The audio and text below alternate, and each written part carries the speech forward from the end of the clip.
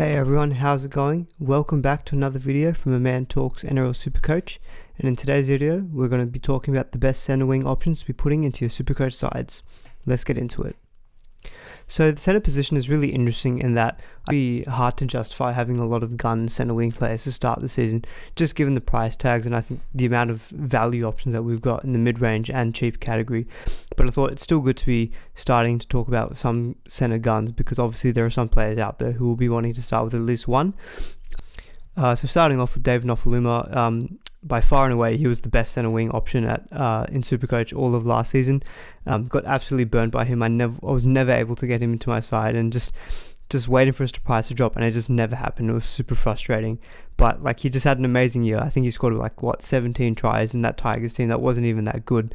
You can see his statistics are just ridiculous. You know, he was averaging about 31 points in base alone, and to throw in his tackle breaking ability where he was getting on average about 26 points a game from that. You know, you were looking at a floor of already like 55 points from a centre, which is just ridiculous. And you just throw in all those tries that he scored. You know, he was regularly getting above the 70 points average, often getting into the hundreds. And even towards the back end of the season, when the Tigers had a really tough run, he was still scoring in the 60s. You know, he was still getting some try assists and just some little contributions every now and then. So he really was just a super consistent option. The thing for me for this season, though, I think 670k, he's priced obviously at like his absolute max average, and the Tigers do have a tough start to the season. They verse the Raiders, the Roosters, the Knights and the Eels all in their first 4 games, followed by the Cowboys, which is an okay game, but then they've got the Rabbitohs straight after that. So the Tigers' draw to start the year is pretty tough. Now again, obviously we saw at the end of last year, Novoluma can score against anyone and the opposition sometimes doesn't matter. But we did see a little drop off in his points when he was versing those tougher opponents. You know, we saw in his last 3 games against the Rabbitohs, the Storm and the Eels, you know, all good defensive teams last season, he scored around 60, 25 and 53. So again, obviously not bad, but just not just not in comparison to what he was scoring earlier in the season. So I think again, it's for Novoluma, I think he's just too expensive for me to start the season with, but I think he's definitely going to be a player I'm going to be wanting to get into my team at some point during the season. I'm banking on that he just doesn't do well in the first few games when it's really they've got tough games. Hopefully he drops in price, and that will be the ideal situation, but it didn't work out for me last year. So I think, you know, if you're hellbent on getting him to start the season, obviously I can't, discourage that because he's an amazing player. But for me, I think he's just too expensive to justify having at the start of the season. So I just don't think I'm going to be going there. But undeniable, those stats and his, the way he plays with his offloading tackle breaking ability, he's just made for SuperCoach. But yeah, for me, not to start the season. So we'll move on to Daniel Tubo. So 627k, he had a really good end to the season. He was averaging 71 points. And similar to Novoluma, like a lot of these wingers a lot of these gun center wings, they all have a very similar kind of base stat profile, because they all do that, what common wingers do nowadays in terms of bringing the ball up out of their own end to start a set and to kind of help out the forwards. Tupo is a great example of that. He was getting about 33 points a game in base just purely because of a lot of run meters, and obviously he had good tackle breaking ability as well, scoring a lot of tries too. And so I think no problem having him again to start the season, but I think he's just too expensive for me, but definitely going to be a good option. I think that's going to be worthwhile to look out for and make sure that we can kind of jump on when he's maybe a little bit cheaper. Again, that's kind of the strategy that I'm going to go for. But yeah, again, pretty good option. You can't really go too wrong with an attacking player from the Roosters, to be honest. Lomax obviously was a SuperCoach darling, at least for me last season. I held him all the way through the season. I thought I was going to offload him once he'd made his money, but he was just so consistent and, a really, really good buy to have the start of the season. But I think for this year, he's obviously priced at his average of 68. He's priced at 605k. And compare that to when last year, I think he's starting around the 330k mark. It's kind of hard to justify that price. He obviously does, again, have pretty good base stats, and obviously with his goal kicking for the Dragons, that does, increase his scoring floor. So, his scoring floor was pretty decent. He was getting about 45 to 50 points a game, just from base and goal kicking. But yeah, again, for me, I think he's just too expensive to start the season, but someone, again, I'll be looking to, pick up later when he goes down in price. The Dragons, though, as well, they're just so I'm recording this on the day of the Charity Shield, and the Dragons just did not look good at all. So I just don't see how they're going to be scoring that many points anyway. So you could make the argument that his scoring potential is going to go down. So I would hope that if that does if that does happen, his price will go down enough that it's worthwhile for us to pick him up. Moving on, we've got Mansour at 595k. He's obviously now moved to the Rabbitohs from the Panthers, and yeah, again, one of those guys, similar mold to kind of like Novoluma and Tubo, does a lot of work out of his own end. He's got really good tackle breaking ability, so you can see that's kind of that's the bulk of their average in terms of how they get their points. I don't think that would change too much at the Rabbitohs, and the Rabbitohs have got an amazing amazing backline with the likes of Latrell, Cody Walker, Alex Johnson. So I think there's going to be plenty of points on offer if you're playing in the Rabbitohs backline. So I could easily see someone like Mansour, benefiting from that. Again, it's going to be a similar message. I think it's just too expensive for me to start the season, and so hopefully potentially his price does go down. He is a bit of a pod option. He's only owned by about 4% of the game at the moment, and he was someone I really wanted to get last season. But again, he was just, I could never stretch to him at any point during the season last year, and I think that probably did. Him and Novoluma really killed me at some points, but I had Lomax to carry me through. But yeah, again, can't discourage anyone from picking him. None of these guys are bad picks, let me just put it that way. But I think with these gun center wings, it's about timing them so that you can pick them up at their lower price and kind of pick them when they've got a set of good games to start the season. And the Rabbitohs do have some kind of a bit of a mixed bag. They've got the Storm and the Roosters in their first 3 games. So I think, yeah, good option, but maybe at some point later during the season.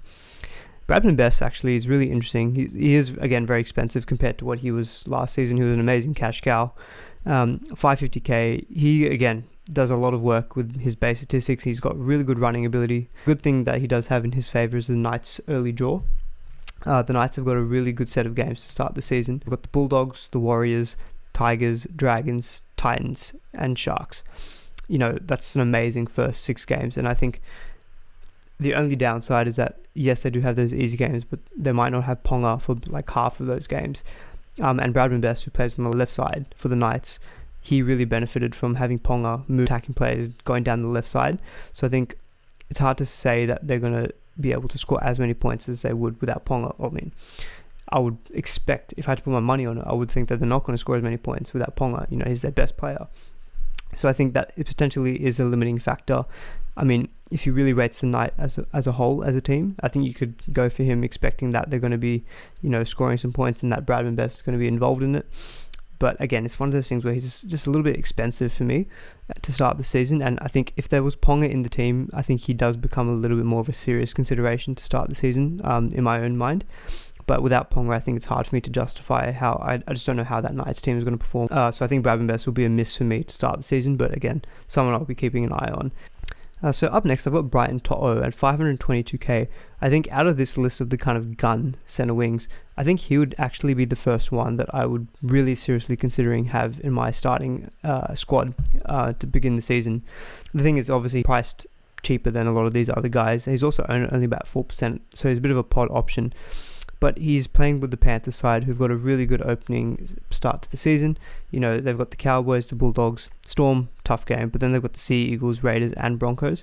So Storm and Raiders are tough, but Broncos, Bulldogs, Tigers, and Dragons in their first 6 games, I think, is absolutely amazing. Brighton Toto, he's just one of those guys who's got a really solid work rate coming out of his own end. He just breaks tackles for fun, it's crazy. He's obviously, you can see he's scoring about 21 points a game on average from his tackle break, mainly from his tackle breaking ability. Combine that with his base, he's got a really solid floor of about 50 points a game. I could fully expect that if he does actually move over to the left side of the Panthers, given that Mansour's now gone to the Rabbitohs, because I think Charlie Staines would then move to the right wing where he scored all his buckload of tries. We'll get onto him later, spoiler alert. I think Toto on that left side, with Crichton, Luai. So I think Toto playing on that left side does make him even more appealing. And I think a combination of, he's got a good start to the season with the Panthers. I really rate their backline and their attacking potential. So I think he'll be on the receiving end of a lot of tries and line breaks. Good base, good tackle breaking ability, not very highly owned. So it's a good pod option. I think the only thing is trying to fit him into your starting center wing, given that he is still expensive. That would be the only kind of negative I think you could argue for Toto, but I think really, really solid option, and one I'm really seriously considering having in my starting squad. And finally, in the kind of gun centre wing category, I've got Val Holmes here. So he's only priced at about 509k. Obviously, he seems to be pretty popular within this kind of category. He's owned by about 14% of the game. And it's one thing he does have in his locker. He's actually got a good variety of ways that he can score his points. Now, we've seen a bit of a trend with these other centre wings where it seems to mainly be working out of their own end. So really having a really solid base with good tackle breaking ability. Obviously, Lomax is a bit of a difference to that in that he has goal kicking, and that's something that Val Holmes does have up his locker, is that he is a goal kicker for the Cowboys. So as you can see, that does aid into his scoring ability, so he doesn't have to solely just rely on tries. He can get his added bonus points just from goal kicking. His base is not as high as the other guys, but we saw at points during last season he can easily pop off like 90 plus, 100 plus score. He's definitely got that in him. And he's definitely more creative than these other guys. I think if he does play fullback, he would be really integral to how the Cowboys play and just how the modern fullback plays in terms of kind of being the man to throw the last ball before a try. It really helps them get their line break assists and try assists, and I think if you're playing that fullback role for the Cowboys, I could see him doing that for sure. The only thing with Val Holmes is that there's obviously, if it just comes down to this, if he plays at fullback for the Cowboys and we see that from round one, 100%, I think I'll have to really seriously consider him and get him into my team. But there has been talk from Todd Payton in terms of rotating some of the back line with like Scott Drinkwater playing at fullback at times, and I think Val Holmes being on the wing. If Val Holmes is on the wing, I don't think I'm going to be going for him, because then I think he doesn't have that added creative bonus that he would have if he was playing at fullback. So I think obviously his base might go up a little bit more if he was playing at wing, because then he might do more of that working out of his own end. He will still have his goal kicking. Potentially you could argue that he'd be scoring a little more tries because he'd be on the end of them. But I think overall, if he plays at fullback, I think he's got that capability of getting like much bigger scores than say if he was just playing on the wing. So I think that's the real simple thing that I'm just waiting to see with Val Holmes. If he plays at fullback from round one, I think I'll be getting him in. And if he's not, I think I'll have to give him a miss. Moving on, we're going on to kind of the mid-range category of centre wings. So I'll start with Brian Kelly. So he just crept under this price bracket. He's priced at about 499k. He's actually someone I'm really, really, really seriously considering having, because I think the Titans have just got an amazing start to the season. The Titans start with Warriors, Broncos, Cowboys, Raiders, Knights, and Sea Eagles. That's all in their first 6 games. So I think they've got a really good draw.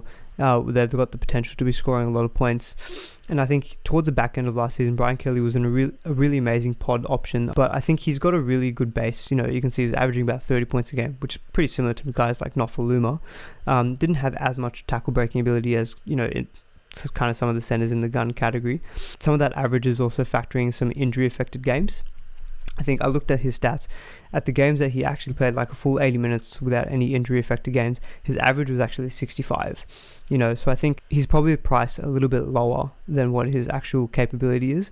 So I think there is good value in someone like Brian Kelly. If you don't want to quite stretch to like a Brighton Toto or Val Holmes, I think for saving about another 20k, you can go to someone like Kelly, who I think will be a good pod option, and he's got a good combination of a good draw. He's probably priced a little bit under what his actual average should be, because he did have those injury affected games kind of, lowering his overall average. So I think he's going to be a really solid consideration for myself. I think someone like Brian Kelly I'd be really interested in having into my side at the start of the season. So moving on, we've got Stephen Crichton. I think probably a common thing that you're going to be seeing is that I'm probably going to be mentioning a lot of the Panthers backline, or any of their centers or center wings basically, because they have got a really good start to the season and they just performed so well last season in terms of attacking potential. So he had a good season last year. It was obviously a little bit cheaper, which may increase his appeal compared to say this year where he's priced at about 480k with an average of about 55. The thing is, I don't know if I see him really going above that average, because I think he went on an amazing try-scoring streak last season. I think that has really bumped up his average. But as you can see, his base average is just not quite the same as like Toto or Mansour when he was at the Panthers as well. So I think he was really heavily reliant on getting tries to really bump up his average. And the thing is, I think he's well capable of getting the same amount of tries as last season. But when he's priced at a higher price compared to when he was more value last season, that does kind of turn me off a little bit more.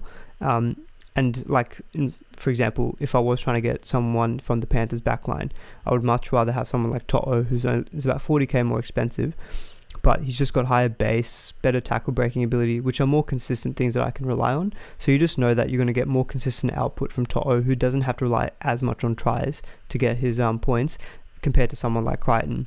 I think when I'm paying close to 500k for a center, I want to be knowing every week that I'm going to be getting about 55, 60 plus points a game. And he definitely could, but I think it's more dependent on him scoring tries than from him just from his work rate alone. I mean, he is a young kid. He obviously could improve in that regard, and that might be something that's been discussed over the offseason in terms of, getting him up more in terms of having his work rate. And without Mansour, I think obviously a lot of the other Panthers backline will have to pick up some of that slack. So I think he could actually then kind of, take up some of that workload, which could maybe then make him average closer to the 60-point mark. But yeah, that's something I will just keep in the back of my mind when picking someone like Crichton. I don't think I'm going to be going there myself, because if I was to go with the Panthers center, who was a bit more expensive, I would be going with someone like Toto, just for their consistency. So next I've got Jack Bird. So obviously Jack Bird is coming off some 2 serious injuries, so there's not really any recent stats on him. At 380k, he is dual listed, so you can actually pick him up in the second row as well if you'd want. I personally would advise against that, given that the second row is pretty valuable, and from all reports and what we saw in the game in the Charity Shield, Bird will be playing in the centres. Obviously he was training at some point, I think in the off season in the back row or in the middle. But I think he came out and said as well that he would prefer playing in the centres. That's where he feels most comfortable. If I had to bet, I think I would see him playing in the centres as well. Obviously, round 1 team list might change that. Because if he is playing in the second row, I think he definitely then becomes a lot more of an appealing option. Because then you'd expect him just to be getting a more consistent and higher base score than, say, if he was playing at the centres. But I think it's a big risk to go for someone who I think is coming off some serious injuries, and the Dragons overall, I don't see them performing that well as a team overall this season. Then would limit potentially his scoring output, because I'd expect maybe them not to be getting that many tries. So I think someone like Bird, he's obviously really popular. I think a lot of people have been really appealed by that dual flexibility and the potential that he will play in the middle, or in the back row, sorry. But personally for me, I don't think I'm going to be going there. There's a bit too much uncertainty in terms of how his body's going to hold up. Obviously, I'd hope that he continues to play and doesn't suffer any setbacks. But coming off those serious injuries, it takes, in my opinion, it takes a while for people to get back up to speed. So I think for him, I'm going to have a wait-and-see approach with him before maybe picking him up later in the season if I think that he's been performing well. Next up, Blake Ferguson. So Fergo. Mate, I had this guy at the start of last season and absolutely killed me. Didn't score for 17 games? Unbelievable. Again, I think 353k, he's pretty cheap for what we know that he can produce. And the thing is he's got amazing base stats. He's averaging about 30 points a game in pure base, with some tackle breaking potential as well. So I think with Fergo, you can expect to getting 35 points a game on just base alone, but it all depends if he can get his tries. If I had to bet, I'm going to bet that he'd score more tries than last season. So I think he could be a decent pod option, if you think, Fergo's going to have a good season and he's going to get a few more tries than he did last year. The Eels do have a good start to the season as well, which I think is going to be beneficial for someone like Ferguson. They've got the Broncos in their very first game, which is definitely going to be a good game. Storm after that, which is obviously going to be tough. But then they've got the Sharks, Tigers, Dragons, and Raiders. 3 out of those next 4 games are pretty good. The Raiders is obviously going to be a bit of a tougher game. So I think overall 4 out of their first 6 games are pretty winnable. And someone like Ferguson, if he just crosses over for a try or 2, you can see him getting into the 70-point average. So I think that obviously then makes him great value, because then he'd be making us some money to start the season. I don't know if I want to take the punt again. I got pretty burnt by that last season picking him. So I don't know, I've got a bit of scarring, I think, choosing Ferguson. Personally, I don't think I'm going to be going there to start the season, but I think he is a decent pod option, to start the season. He's a little bit expensive at 350 when there's a whole host of cheaper center wing options that we'll get to later. But if you want him to be your most expensive center and be a bit of a fun pod option, by all means go with Ferguson. Next I've got Jermaine Asako. So I don't know how the Broncos are going to perform this season in comparison to last. Obviously you'd think it can only be better than last season. Last season was just absolutely woeful for the Broncos. He does have some advantages that he goal kicks, especially when Tony Staggs is out, I think up until about round 8. So we know that Asako is probably going to be the main goal kicker for the Broncos. His base stats just aren't there in terms of, even comparing to the likes of, say, Ferguson. So yeah, and Asako will be playing fullback. I think it's been confirmed that he's going to be playing at fullback. I think there was some discussion about Tessie New potentially being there, but I'm pretty sure Tessie New is either going to be in the centres or in the wing. So that does help with, with Asako potentially can be a bit more creative in terms of chipping in for those kind of final pass plays where the fullback will link in with the rest of the back line. For me, I don't see myself going there. I don't know how the Broncos are going to perform. I don't really have too much faith in them scoring too many points. And I think there's plenty of better options who are cheaper than him or similar price, like, say, Ferguson. So yeah, for me, probably going to be an avoid. So next up, I've got Raymus Smith, who'll be replacing Vunivalu at the Storm in the back line. 325k, it doesn't seem to be too bad of a price, to be getting a piece of the Storm attacking players. Obviously, you can see he's owned by about 11% of the game at the moment. I think, a lot of people will see that he's going to be starting in their back line, so you think that there's going to be a lot of attacking potential for him. He actually didn't have too bad of a base stat average of 26 a game. I think the thing for me is that it's just a bit unknown in terms of how he's going to perform in the Storm. And the things, I've never actually really been too appealed by Storm centres or wingers. Obviously, Adokar at times, can rack up 100+ point, but that really depends if he just scores tries. Olam was okay towards the end of the season. I feel like always with the Storm centres, the points are always quite shared, so I think there's no real like target man. Say, for example, Novoluma at the Tigers, 100%, he is their target man. He'll always be chipping in with tries. Whereas someone like Raymus Smith, we just don't know how he's going to perform in that Storm backline. I can see the appeal given that he's not too badly priced. Personally for me, I don't think I'm going to be going there because I think if I was to pay around that, I'd rather just kind of go down about 30k and start getting into the cheap cash cows, which we'll just now move on to. Alright, finally the cash cows in the centre wing position. I think this position definitely is always traditionally got the most cash cows, and I don't think that's any exception this year. There are a lot of good cheap options, and I've seen plenty of teams, and I don't think it's too bad of a strategy actually, running with 4 cheap centres so that you can spend the money elsewhere in your team. And given the wealth of options, I don't think that's actually too bad of an idea. Something I'm toying with as well. But we'll start off. We've got Charlie Staines at 298k.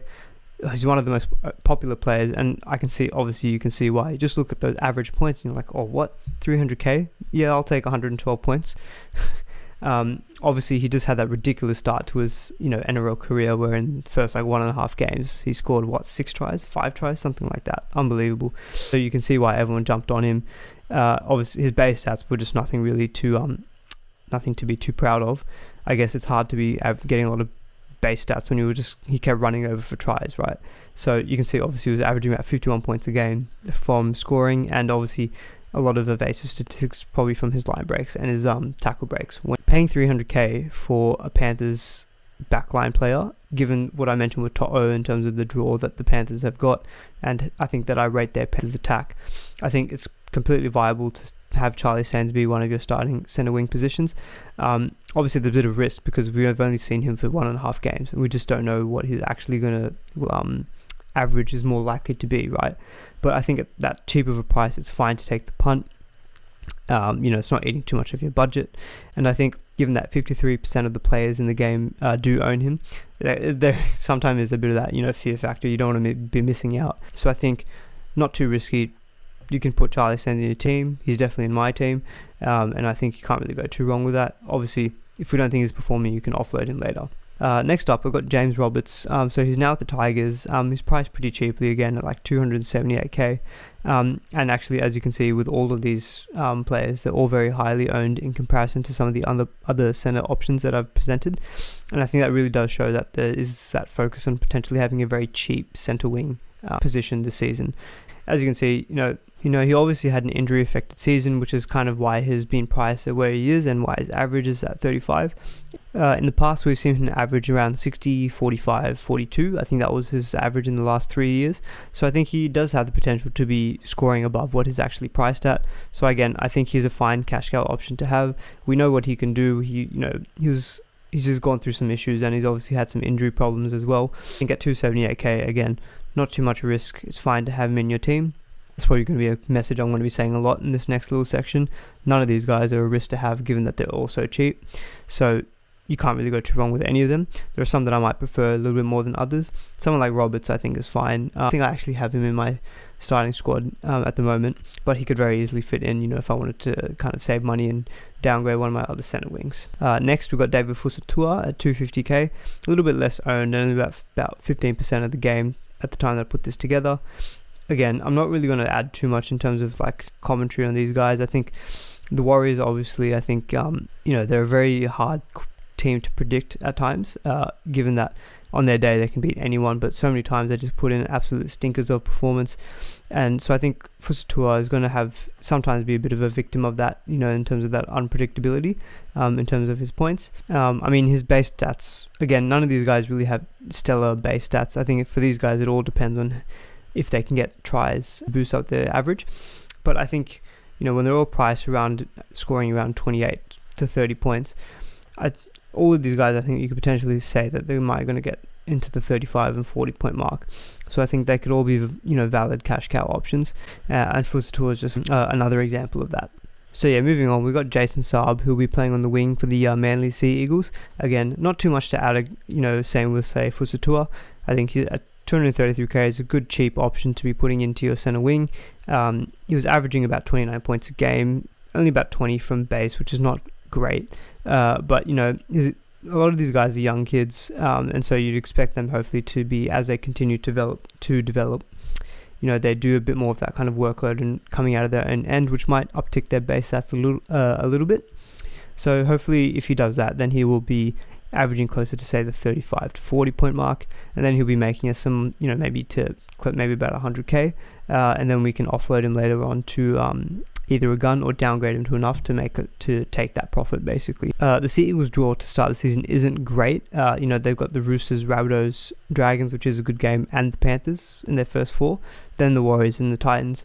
So I think, you know, one could make the argument that you didn't want to have your team to start the season. I think that's completely valid.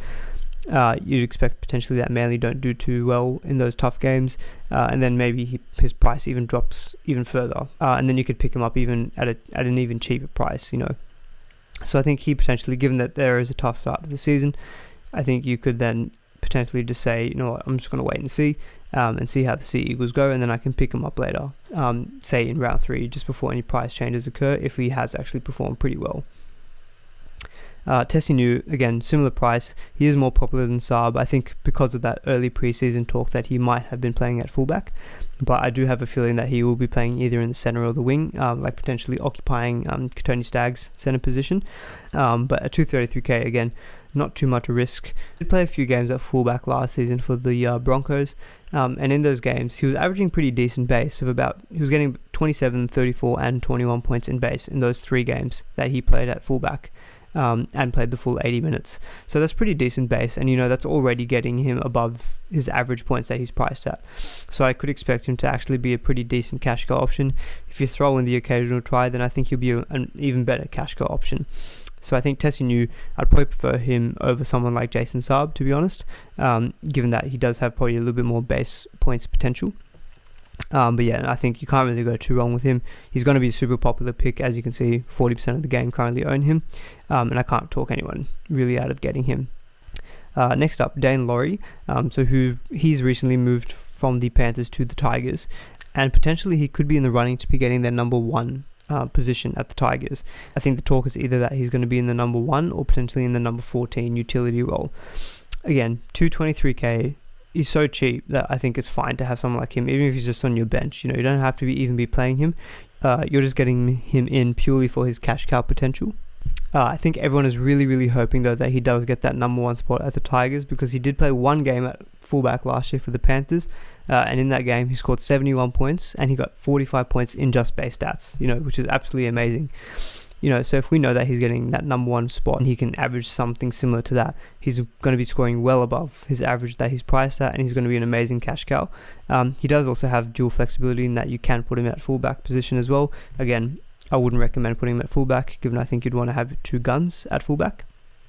But I think, yeah, if we find out in the round 1 team lists that he's going to be in the starting fullback position, I think he's close to a must in your centre wing, even on your bench, just purely for the cash cow potential. And finally, we've got Bailey Simonson from the Raiders.